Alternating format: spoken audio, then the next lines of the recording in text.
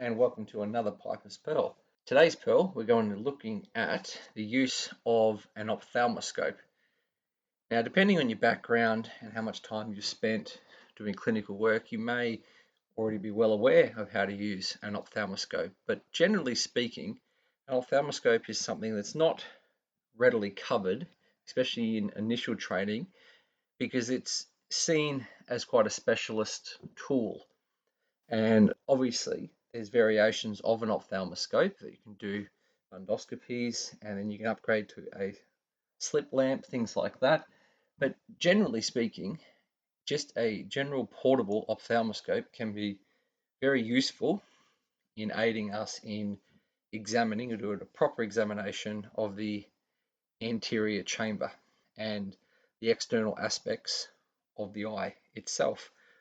So moving on, we'll look at what an ophthalmoscope is mostly used for. So when we're dealing with clinical practice, an ophthalmoscope or ophthalmoscopy is commonly performed for the posterior segment and diseases and conditions that affect the vitreous, like your vitreous hemorrhage, posterior vitreous attachment, even retina attachment, things like that. It's also used to look at the optic nerve for open angle glaucoma or any swelling. Can detect early related macular degeneration, and it can also be used to look at the retina itself for things like central retinal artery occlusion and other types of occlusions and hypertensive retinopathies and diabetic retinopathies, that sort of thing.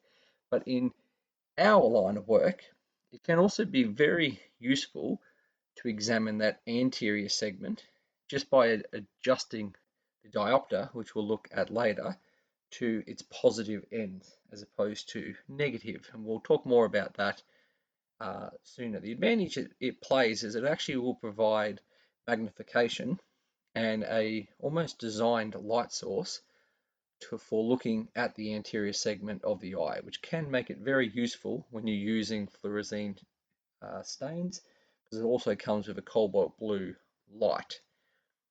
So let's break down an ophthalmoscope and we'll have a look at the features that are found in all ophthalmoscopes. Now I'm using the traditional Welsh Allen one that we'll find at work, and it's the dual ophthalmic and otoscope as well in one.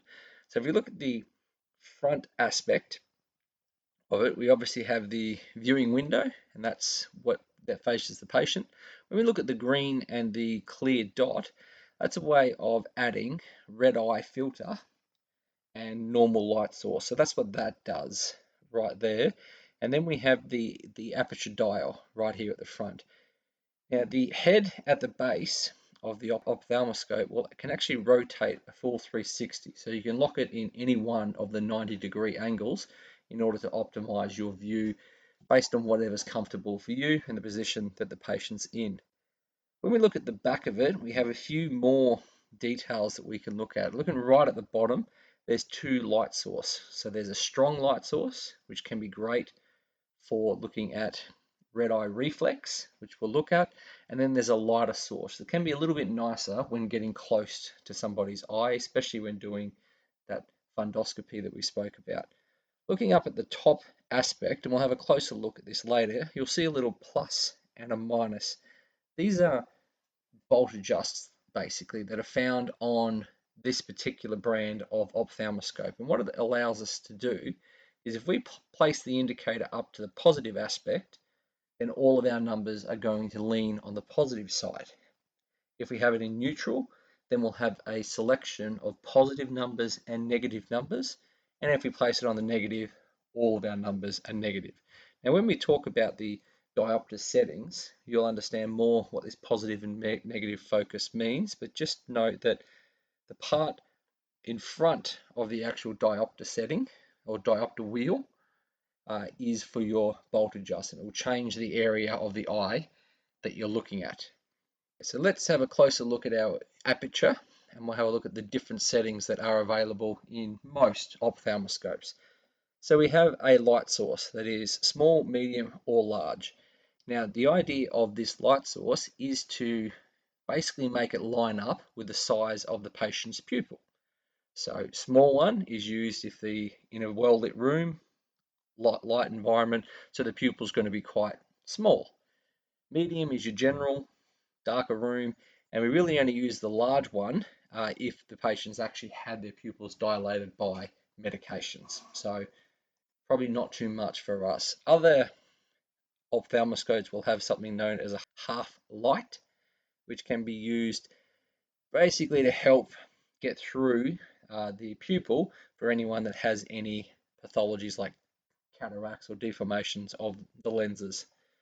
But moving down to the standard ones, we have a blue light. So this is a cobalt blue light that is used for fluorescein staining. So you put the fluorescein staining in, and then you'll inspect the cornea itself for any abrasions and ulcers. Now I'm going to do a complete lesson on fluorescein staining, so look out for that one. You also have the option to use a slit beam, which is used when inspecting any of the contour itself, the back abnormalities of the cornea, the lens, or the retina. So it's basically a means of looking at if that split lens or beam bends altered shapes, then you can detect the shape of the corneal lens and retina itself. We also have a grid, which can be useful if you're looking at size of lesions. You can make the grid the size of the eye, and you can get a general understanding of how much the lesion, ulcer, abrasion actually takes up of the eye. And as mentioned, the light on the back, the green versus straight light, that's known as a red-free light. So that's used when you're looking at the back end of the retina and the vascular, and it will take away the redness and allow you to visualize all the vascular spaces in black and white. So have a play with that one, because what it does is it basically offers green options for all the ones that we went through, minus the blue, and it just allows you to look at the vascular aspects of the eye as opposed to the structures themselves. Okay, as promised, we're going to move on to those diopter settings. So if you look here behind the positive and negative adjustment areas, you'll see a little dial, like a carousel lens that basically spins all the way around. Now, depending where you place it, positive, neutral, or negative, as you spin that carousel around, it will give you a series of different numbers that you can see through the window just above the Welsh Allen, and it will either be red or green in our case. So green numbers are your positive numbers, and your red numbers are your negative ones. So the idea of this is you'll have a range between positive 10 and negative 10.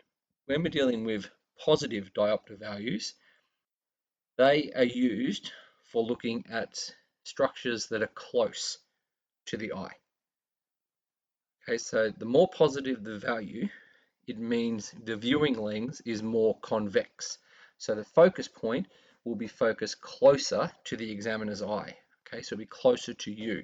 You'll move around the positive diopters basically until you get to a point that your distance to the patient and your refractory properties of your eye allows you to get a clear picture of the anterior segments of the eye. When we move to the negative, now it's rare that you'll go fully negative, but if we go neutral and you move more the negative values, that makes the lens more concaved.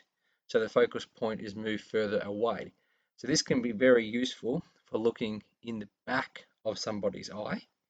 Okay, or if you have particularly poor vision, you can put it on the neutral setting. But most of us will put it on the positive setting to look at the anterior chamber, the neutral setting, the earlier negative numbers in order to look at the back of the retinas. But basically play around with it and be prepared to adjust it in different circumstances and obviously based on yourself as well. So now we have a general understanding of what the ophthalmoscope can offer us. We'll look at how to prepare yourself and the patient to perform the actual examination itself. So when you're preparing everything, just explain to the patient what's going to happen. So warn them that there's going to be a bright light shown in their eye for a short period of time. If the patient's wearing glasses or you're wearing glasses, you have to remove them, hence those options of the diopter to help you out. And have the patient sit down so they're fixed, so they can't move around. Lying down is a little bit uncomfortable for everyone because you really are leaning over top of them. They can feel quite claustrophobic. Sitting up is a lot more comfortable. Standing, they move too much. So just keep those options in mind. What you want to do is you want to set up the ophthalmoscope before you bring it to the patient's eyes. Okay, so you want to set the aperture, set the light, set the pupil size, as in the light to match the pupil size before starting off. If the patient needs help with any anesthetics or staining of fluorescein, then you do that beforehand. As you're approaching the patient's eye, decide which eye you're going to come in at, and then basically swap the size of your body. So if you're examining the left eye, you use your left hand. If you're examining the right eye, you use your right hand, and you just keep swapping it around. You set the diopter setting to the lowest point that you think you're going to need, and then you keep your index finger on the diopter dial just so you can move it back and forth in order to get the visual perfect. Okay, so that's what you do to set it up, and that's a good way to examine those external aspects and the cornea itself. Okay, so we'll just go through a couple of simple tests now as the things that you can perform. Now there's a lot more than I'll mention to go through, but these can be nice, easy ones that you can do in order to help guide you in referrals, or a lot looking at that anterior chamber itself. So the first thing we'll look at is what's known as the red reflex test. So this is done by basically standing one arm's length away from the patient, and then you put the ophthalmoscope up against your cheek and you direct the light at the patient's eye. Now the optimal position for you to stand is actually 15 degrees temporal. So what that means, if you think where the temporal artery is between the patient's eyes and the temporal artery, if you mean 15 degrees towards the temporal artery of the patient and shoot the light into somebody's eye, what will happen is the light's not strong enough to cause any problems, but a good healthy pupil or good healthy cornea, lens, and anterior chamber of the eye will have what's known as a red reflex on it. So as you're looking through the ophthalmoscope and you shine it into the pupil, you will see a bounce back of a red eye on a healthy eye. Now, if there is no red after shining it into the patient's eyes, then that could be suggestive of things like corneal scarring, cataracts, or basically something that's stopping and absorbing that light so you don't get that red reflex. So it's a good way to quickly indicate if something could be wrong. Now, if something is wrong, then obviously that's immediate referral because it quite often needs deeper examinations that are best done with things other than a handheld ophthalmoscope. Now, if we move along and we start looking at the anterior segment or anterior chamber, so we're looking at the cornea and the iris, then it's usually done after the external examination. So you'll have a look and you'll be some sort of indication that you want to look deeper at the surface. You want to look for these abrasions, things like that. Okay, so you'll add your stain, you'll add your anesthetic if you need it, and you'll set the diopter to +10 just to get the most magnification. You warn the patient that you're going to get close to examine them. You'll follow after the red reflex test. You'll stand very close to them, about 3 to 5 centimeters from the patient eye. It can also be a good idea to approach from that 15-degree temporal angle. The reason for that is a natural blind spot, so you tend to have less patient interaction and they don't try to follow you around. Okay, so it's almost like a surprise that you're there if you do it correctly. Now, with one hand holding the ophthalmoscope, you gently place the other hand on the patient's forehead as you slowly move in and adjusting the diopter dial in order you can get a clear focus of that anterior segment. If you're using cobalt blue, you can still change the diopter in order to get a better view. It just changes the focus of the lens. It doesn't change the blue light. That's what you use the aperture for. Okay, so you can use the +10, +8, depending on your refractory pos property, to get a good magnification of the eye. And then you can also use the cobalt blue light with fluorescein staining in order to look for areas where fluorescein is pooling, denoting some sort of ulcer or corneal abrasion itself.